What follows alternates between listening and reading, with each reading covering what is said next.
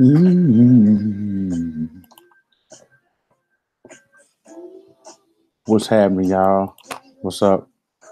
It's your boy, Darren. Hold on just a second. I'm doing something. Let me, I'm turning this down a little bit.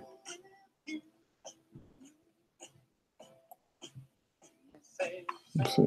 Doing something. Okay. Cool. All right. So I'm I've been up for a minute, man. It's 6:30 in the morning. Normally I get up around 3 every morning to get my life going. Get my life going, my day going. And I go on a series of naps. I think it's called being biphasal, something like that, man. I don't drink much coffee because it puts me to sleep. I think it's because I have ADHD, hyperactivity tendencies. So, yeah, man, you just can't wait, it puts me to sleep and it just, anyway. So I got this book again from my buddy Chris. It's good, damn good advice. I switched up the title a little bit from good damn advice or damn good advice to good damn advice. Part 2 for only those people with talent. How to Unleash Your Creative Potential. The book by George Lois. So I'm gonna read a couple quotes from there, man, and maybe shit, man, talk for a little bit. I guess we'll see. So let's kind of go. Let me go look through this book. Kind of. There you go. Something I always say. This says, "Tell the devil's advocate in the room to go to hell." Hold on a second. Let me send out a link to people, man. Say.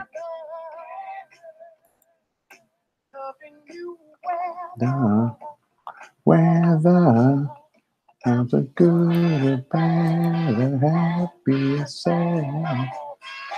It's a lot of knuckleheads, man, that be on YouTube, man, too.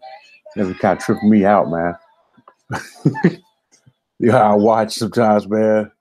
While I listen to some of these knuckleheads on here, man, who literally cannot read, but they kind of present themselves as people who are people who are of higher intelligence. I guess it could be higher intelligence because that's poor reading skills.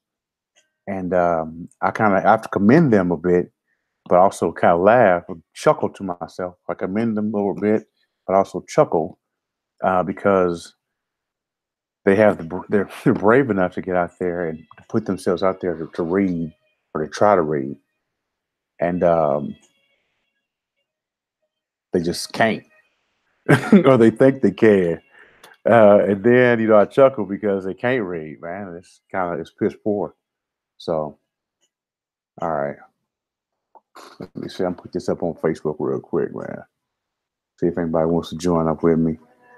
Something else I do. I have another business. A coffee business. I roast coffee. Then also have something that's called SEO, and it means I help people get found on Google. And one of the good things about that is I'm able to help a lot of small businesses. A lot of people with small businesses get grow their business. So I have a direct effect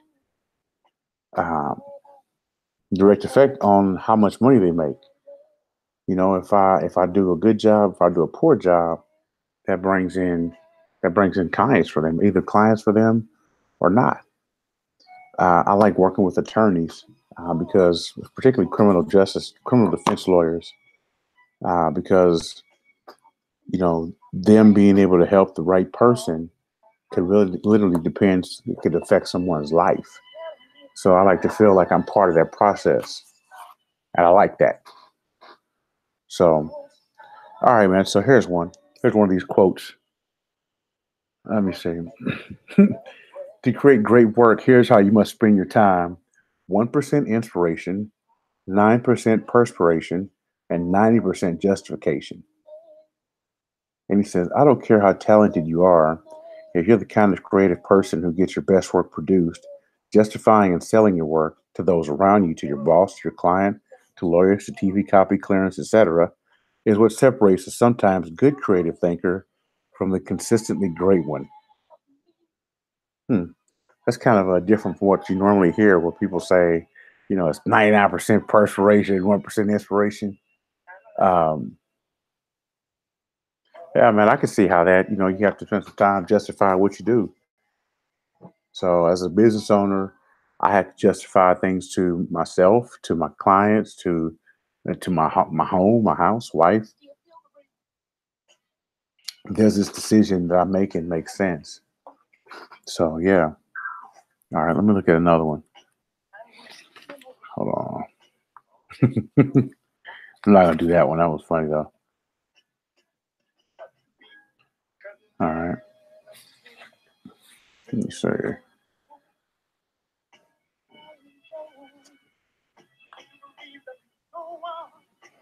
Okay, here's one, man. Don't always expect praise from your client. Now, this is something that could apply to life, where people say, anyway, let me read it to you. In 1964, I nagged a client, Joe Baum, who I worked with to create restaurants in New York. Take over a joint in Rockefeller Center called Holland House, where 6 old ladies ate salads every day at lunch. For 2 years, Joe kept telling me it was a lousy location. It was a block from the famous ice skating rink. And while it was a dark, lonely street at night, I thought it would make a great Irish bar that would pack them in. Lois, he kept insisting, you do great advertising, but you don't know dilly about the restaurant business. It's a lousy location. Finally, to get me off his back, Baum actually did take over the location. And in 2 months, we opened Charlie O's Bar and Grill Bar. That's the name, Charlie O's Bar and Grill Bar. Grill and Bar. Wow. From the moment we opened, the place was a smash. I persuaded Bobby Kennedy, whose political advertising I was about to do, to announce at this new watering hole that he would run for Senate.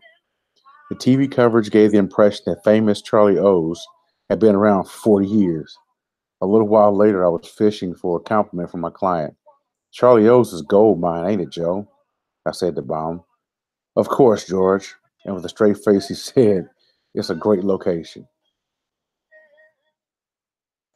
So what he's saying there is what I'm taking from that is that he was looking for him to say, great job, great job, Lois, great job, George, on picking this location, rather than he said it is a great location. I think that also can take a meaning that people aren't always as considered as you'd like them to be. People are people. So I know I'm not probably putting people to sleep, but yeah, man. So let's see. The last one.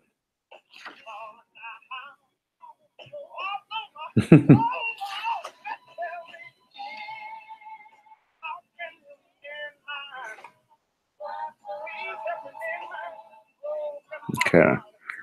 This is, let me skip ahead. Okay.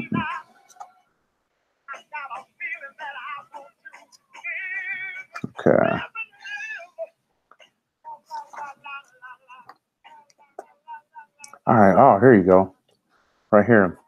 In an age when heroes are villainized and villains are lionized, a creative image can make an iconic statement. In 1967, when Muhammad Ali refused induction to the army, he was widely condemned as a draft dodger and even a traitor. When he converted to Islam, he became a black Muslim minister, and Ali refused military service as a conscientious objector because of his new religious views.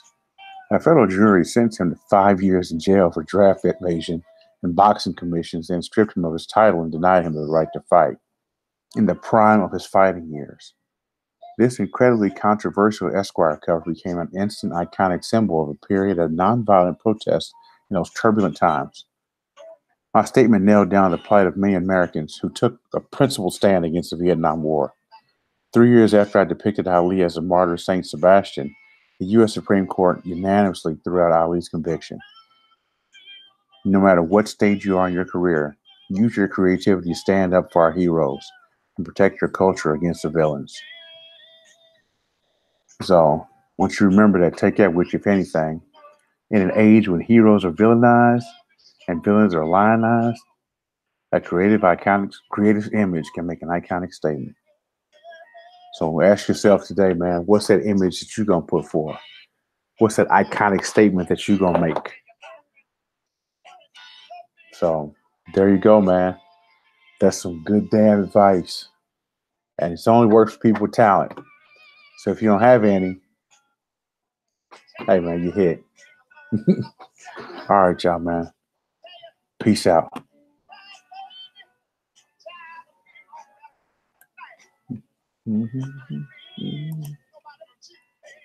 Sometimes I wonder